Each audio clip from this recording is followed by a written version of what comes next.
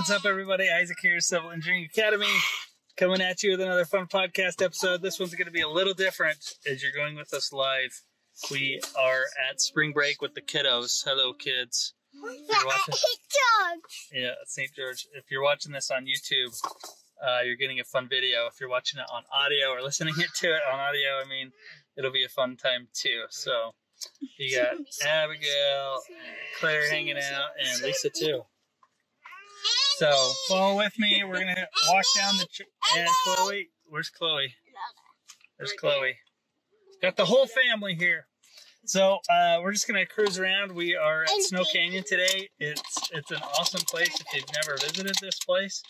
Kind of a geologist and geotech wonder. So we'll go check it out, and you can follow along with me with the family. Might be a wild ride, but oh, Abigail, you okay? We're just choking. But we're gonna be okay. Okay. All right. We'll see you in a minute. All right, as we're getting ready to go, you got to come check this place out. It's pretty sweet. So we are hanging out at the small sand dunes in Snow Canyon, which is close to St. George, Utah. Utah has a bunch of nice places to go visit. So if you're ever in the area, it's definitely worth checking out. Is it burning hot? Burning hot, Claire says, and it is getting toasty, but it's definitely not as hot as it can get. So I'm going to flip the camera around, and we're just going to go cruise down the trail, and you can start checking this stuff out with. Here we go. We just hit the parking lot. You can see some sweet rocks already.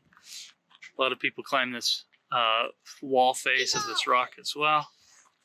And the tourist bus, lots of tours. So lots of tourists that come here. Hold on a second. All right, come with me as we're going on this little journey. So I'm gonna go check out this sign. They've got some nice signage here to help us figure out what's going on here. So on the left, it says the living dunes. Despite their still and lifeless facade, Snow Canyon sand dunes are on the move. These living dunes stealthily inch their way across the canyon floor. Whenever wind velocities top 10 miles per hour, grain by grain, dunes migrate as wind transports sands up the gentle windward slope of the dune. Sand reaches the brink or crest and tumbles down the wind-protected slip face. As sand moves from the windward slope to the slip face, these ever-changing dunes crawl across the canyon floor. There's the wind, and the dunes are migrating. Suspension, so they talk about the dunes and how these things, how the stuff moves. So pretty good geotech stuff here. They got quartz grains, obstacles with some bush, barriers once they hit them, and animals, dune dwellers. What at first appears to be a giant sandbox is actually a surprising productive habitat supporting a wonderful array of life. Beyond two-legged visitors, Snow Canyon sand dunes are alive with creatures both day and night. Look closely at the dune's sandy surface for clues dune dwellers leave behind. Definitely a lot of footprints in the sand, but yeah, check it out. So I'm looking at a cool wall. Oftentimes you can see people rock climbing up the face of that, which is pretty sweet. So let's go check this out. So maybe as we take the tour here, and I know it's going to be a little windy, so I apologize for the audio, but maybe as we back and forth here, maybe what we could do is talk about, I want to talk about the geotech depth exam for the PE exam, which is actually the exam I took. And as a repeat taker, many people think that, you know, some exams are easier than the others, which that might be true, but none of the exams are really easy. I ended up taking geotech a couple times because it just kicked my butt. So again, apologize about the wind, but let's just talk about it. So there's my daughter, Abigail, hanging out in the sand. So yeah, geotech is not an easy exam. P.S. What's the cohesion of sand? Who can tell me that? So if you're hanging out on YouTube, you can check out this video. We're looking at a lot of sand. We're heading out to the Little Sahara, or the Little Sand Dunes. Abigail, what you doing? Playing in the sand. So the geotech depth exam is a good one. What's tricky, I guess, in quotes, what's tricky about it can be that they do throw a lot of some seismic material on there, and sometimes you just don't find good material about that out there. We're going to catch up with the rest of the family. So, anyway, you can check it out. Abigail, come on! Pretty sweet stuff. But yeah, the geotech depth exam can be a doozy. I thought it was good because it was applicable to the position I was in. And I recommend that when you're taking or going to register for your PE exam and you're thinking about which exam to take, definitely consider what's going to help you on at your workplace. And I'll share more tips in just a second. All right, we're still cruising on this little hike. We're going to head over to those dunes. If you're watching this on YouTube, I'm headed over to some dunes, doing a live episode here of sorts. Follow me along on them. So I walk along a trail. But I just thought I'd talk about the geotech depth exam and my experience with that, in case anyone else is taking that for their geotech or for their depth exam for their PE. So yeah, if you're going to take your PE exam, I obviously recommend that you take something that's going to help you in your field of study at work.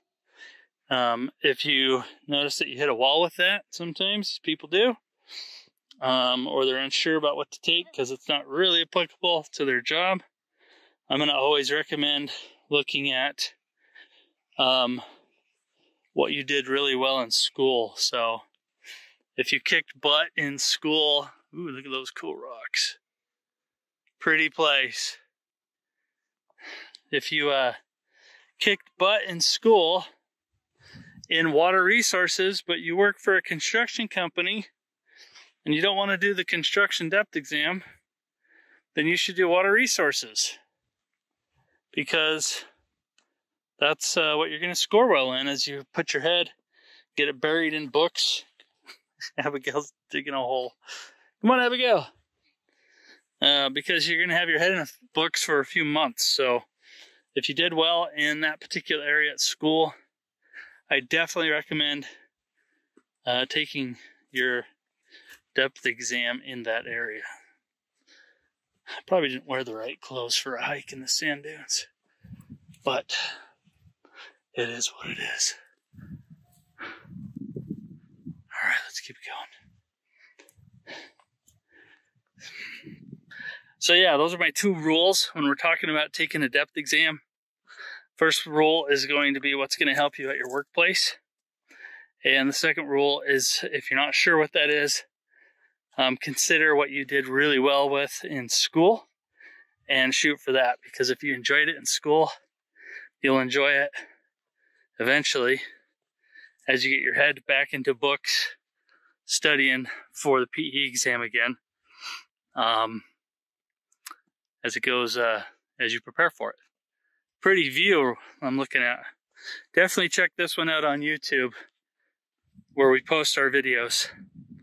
And if you need help with your exams, obviously, go check us out at civilengineeringacademy.com. We have tons of resources there for you. Exams, full-blown course. We are in the middle of updating our course to CBT. Make sure all the references are straight out of the handbook. The Civil Engineering Reference Manual has been the go-to book for many, many years. And it's still a good resource and one that I still recommend, because you still need homework problems. And one of the problems with the handbook is that although it does reference equations, it doesn't really explain anything to you. So you're going to need something that will explain stuff to you as you study your problems. And you need something you can use to do homework problems out of. So I still think it's relevant to use the CERM. And if you need that, go use our link, civilengineeringacademy.com/PPI. and go get a discount on your books, 15% off. School of PE also has a good one, so go check that out too. You can use our link for that too at civilengineeringacademy.com/SOPE. They have got a really good breadth book, and they are putting out some depth material as well. But you can't get their depth book right now until you join their courses. So if you want outside of their courses, you're gonna have to wait a little bit until it's released. So, all right, we're coming up to these sand dunes. Lots of people hanging out here. So quiz time. What's the cohesion? Check it out. So if you're watching this, I'm kind of filming who's all here. Kind of gets to be a busy place, but it's just all sand dunes, and kids love it, which is what we're gonna do here on spring break. So curious what your thoughts are about doing kind of a live episode like this, where you're following along with me. And I shouldn't say it's a live episode, it's more of a video blog episode. So curious what you think about it.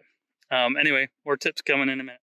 All right, we're back at it. Let me turn this around. See, there's just so much sand around here. It's awesome. And the kids and people love to come visit, hike around here. It's just a real pretty looking place. So Snow Canyon is it. Family hanging out. That's what you do. Spring break, I guess. So yeah. Let's go back to talking about which exam I think is easiest. And I know I've talked about this before, but you got to go look at the results of the exam. So if you're trying to gear up for just what's the easiest exam, you probably want to look at water resources or transportation. They typically have the highest pass rates. And boy, I'm out of shape. Lots of breathing going on here. I don't think COVID did me any good, but we'll get back into it. Working on that dad bod. Anyway, this has been a fun episode. I'm curious what you think about kind of this vlog type episode, and if you want to see more of them, happy to do them. So just thought it would be fun to take you with me today. Check out Snow Canyon. Like I said, if you haven't checked out Snow Canyon, you got to do it because it is very pretty. Definitely something you want to check out. The rocks. Let me just get a little view here with the camera.